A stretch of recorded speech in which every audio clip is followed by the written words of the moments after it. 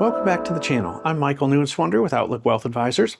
In previous videos, you've heard us talk about choices between a pension or a lump sum. Well, today we're going to kind of dive into those details and say what's really the best answer and give you a framework and say how can you make that decision on what's best for you? Because unfortunately, there is no perfect answer that's just right for everyone. We're going to look at both the math side of things to say how can you calculate and determine is the pension or lump sum, which is a better deal mathematically, but there's also the personal side of things that may change the factors or change the decision on what's best for you.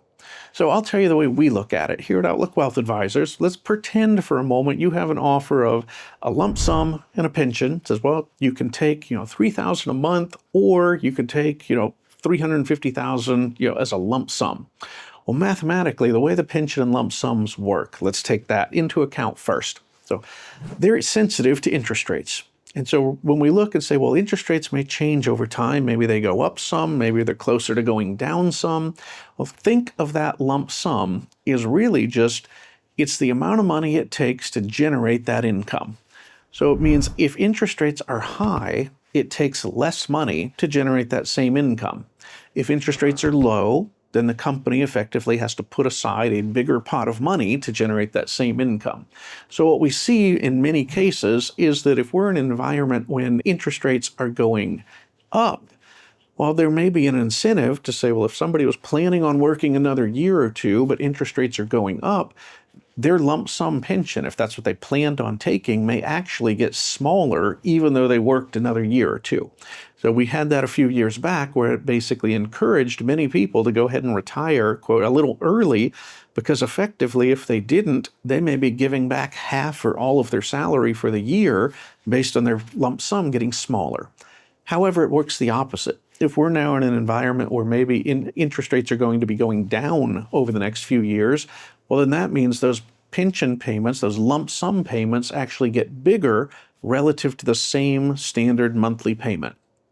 So the way we approach this and say, well, how do you do that? How do you know if interest rates are going to go up or down? Or the other, which is a critical factor, how long are you going to live? Because if you choose the monthly payment, obviously, if you had a timeline that said, well, here's exactly when you're going to start the pension, here's exactly when it's going to stop, when you or your spouse are no longer going to be there, then the math is simple. So, okay, if I know exactly when I'm leaving, simple math calculation. However, only God knows when we're going, so none of us have that foresight, but we can mathematically test it. So the way we look at it is let's assume that you took the lump sum.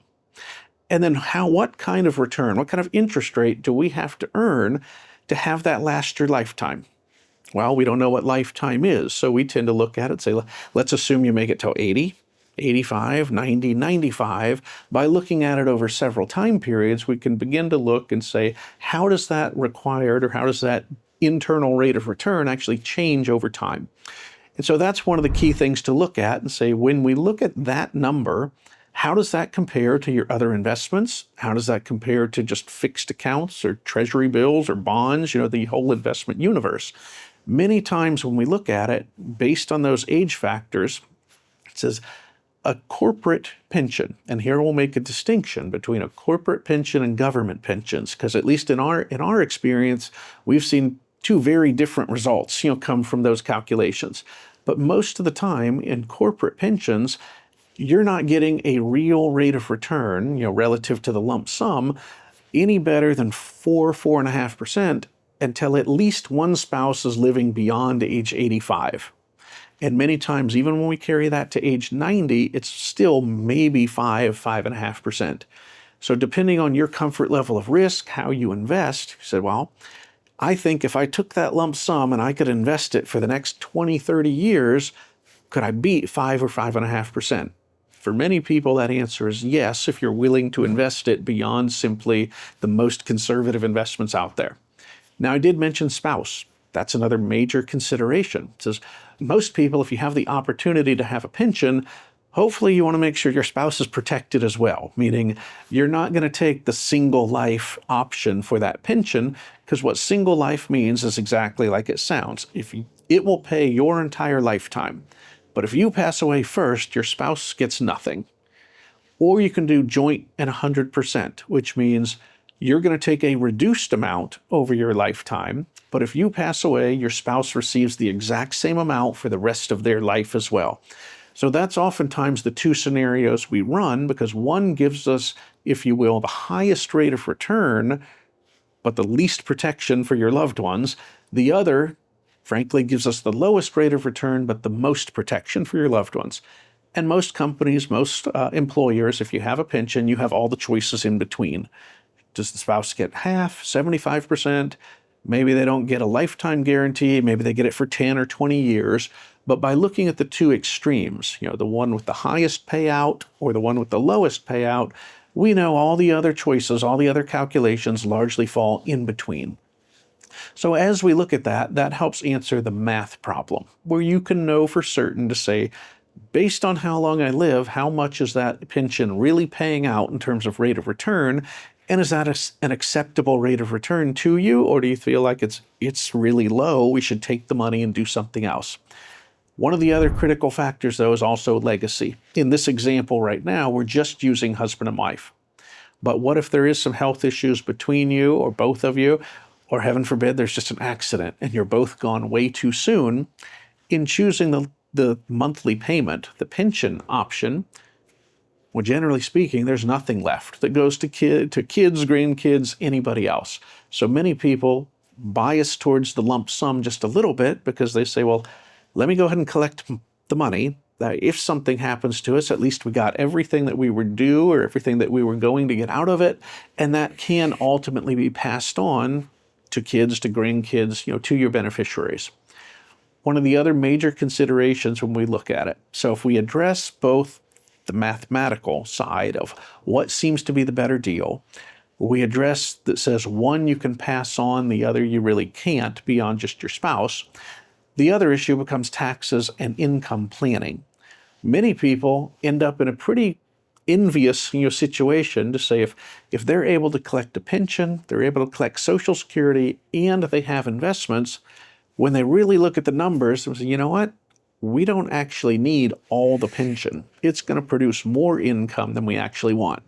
Now, I know most of you out there are thinking, Michael, that'd be a great problem to have, right? It says, it would, but there's also some issues that come with it. It says, if you choose that pension option where it's paying you a monthly amount and it ends up being in excess of what you actually need, well, the negative to that becomes the taxes. It says, now you have income showing up that you largely have no control, no flexibility over.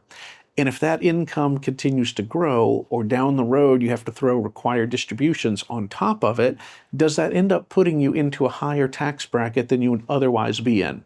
And therefore, does it limit your options in terms of Roth conversions, in terms of other tax planning?